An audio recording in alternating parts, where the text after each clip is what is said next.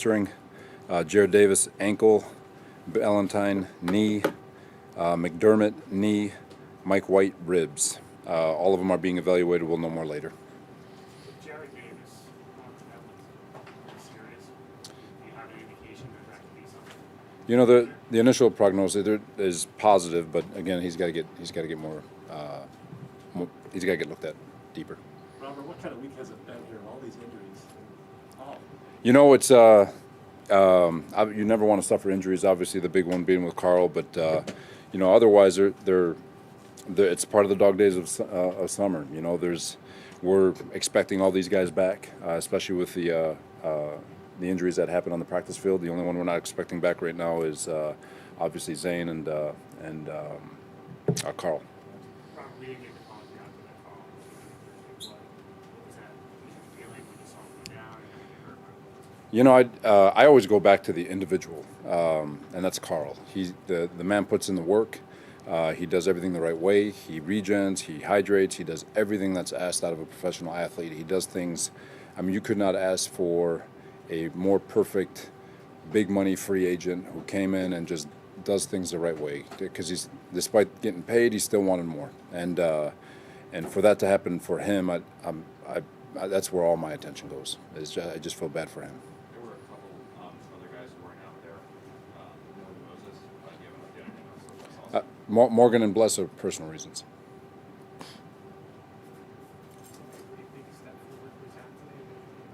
You know, I thought he had good command. I thought he was under control. I thought he handled pressure well. He was good in and out of the huddle. You know, he's progressing, and just like his bad days, this was a good day, and it's just another day. And he's got to continue to stack up and take the good with the good, take the good with the bad, and find ways to get better.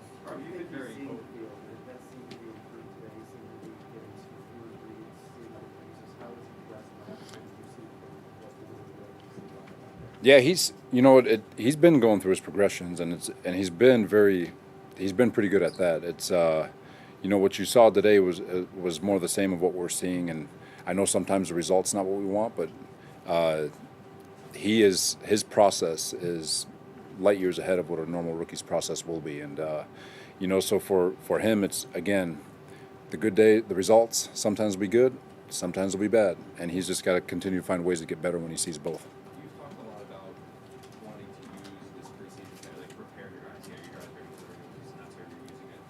Is there any bit that's frustrating to you a little bit when you play the Giants and they're resting the majority of their defensive starters, the Packers resting the majority of their defensive starters? So Zach really hasn't had a chance to go up against a team's A defense aside from the joint practice. No, this is professional football. You go tell those backups that they're not capable of being starters. I think you guys know my conviction on player A to player Z, all having the ability to play at a very high level, and that all they need is an opportunity. So this is still professional football. These guys are professional athletes. They step on the field and they have tremendous pride in their work, and it's another defense that he gets to see in a different character of a football team, and just in terms of the way they present themselves. And so I think he's getting really good work. Call it what you want, but he's still getting good work. Robert, the Packers offense had a couple of nice drives in the first half, including a 19-play drive. What did you see from your team? It comes back to third down. Obviously, we want to be better on first and second down and stay ahead of the sticks. But you know, you look at those third down opportunities and winning one-on-ones on the perimeter. That's third down. That's life in the NFL. That's 2-minute. That's crunch time. That's critical downs. And you know, it was a really good evaluation in terms of getting those guys that work.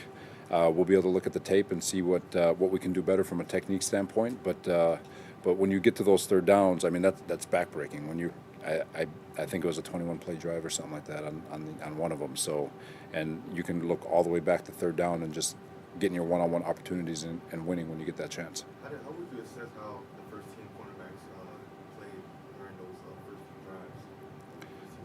few drives? Again, it goes back to third down. They can be great on first and second down. They can be great the entire game, but it comes down to one-on-one in a third down situation, especially in those 4 to 7 ranges, and you got to win. Obviously, from a scheme standpoint, we could always do things to mess with the quarterback, so it's not so easy for them. But at the same time, in these situations where we're trying to get a great evaluation and trying to get some good clips for them, it just comes down to playing with great technique and winning. Robert, I understand saw him on social media, it seems like he's in a good place mentally now. Moving forward, he was going to be a big part of this team. And, you know, we all watch training camp every day. He was having a great training camp. How do you move forward as a team, you know, without such a big piece? You know, I've said it before. The NFL train stops for nobody. So there's and all it's, but when someone falls off the train, to make sure I say this the right way, it's another opportunity for someone to jump on the train. And so there, you know, there's a lot of men on this football team, especially at that DN spot, that are chomping at the bit to get an opportunity, and they've got it. So we'll work our tails off to get those young men ready, and I know that they're going to reciprocate and work their tails off to be ready for week 1. Do you anticipate just going with what you have there at that, or would you guys like to add a pass rusher to the group? You know, we're going to focus on the guys that we have. Obviously, like Joe and his staff are always collecting data and trying to figure out what the next move, and we'll talk about it. But right now, as a coaching staff, our focus is on the men that are in the room. Dawkins starting at linebacker, Robert stood out today in terms of depth chart stuff. I think Doc's done a really nice job. He's had a 180 since OTAs. He's been extremely detailed. He's getting extra meeting time. He's been more consistent with his responsibility, and when he's on it and his eyes are right and his feet are on the ground, the kid can flat out fly. And especially with our defense, where we're asking guys to shrink the field and suffocate an offense, and he's one of those guys that can do that. And so to get him out there with the ones and give him the opportunity this week to go play, and hopefully again next week for him to stack it up, see if he can hold on to it. You want to create good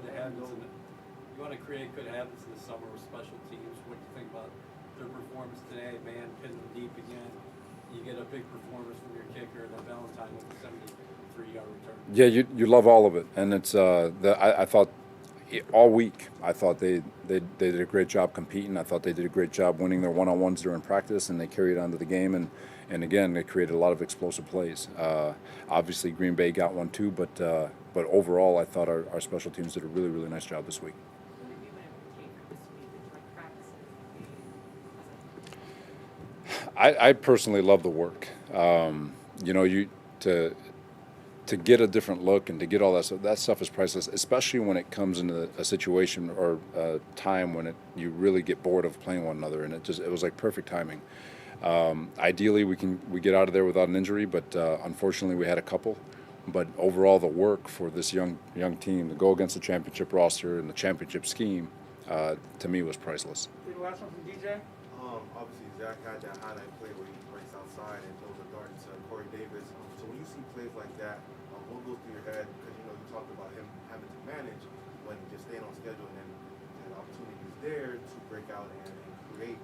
So what did you think when you saw that?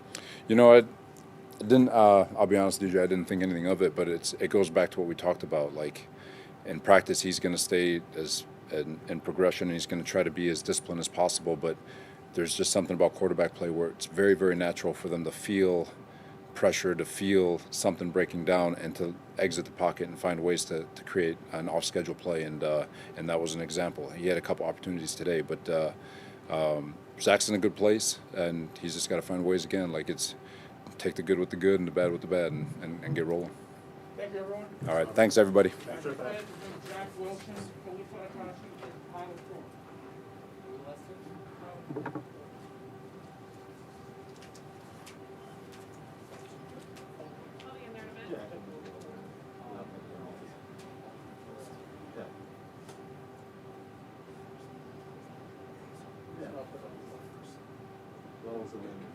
Yeah.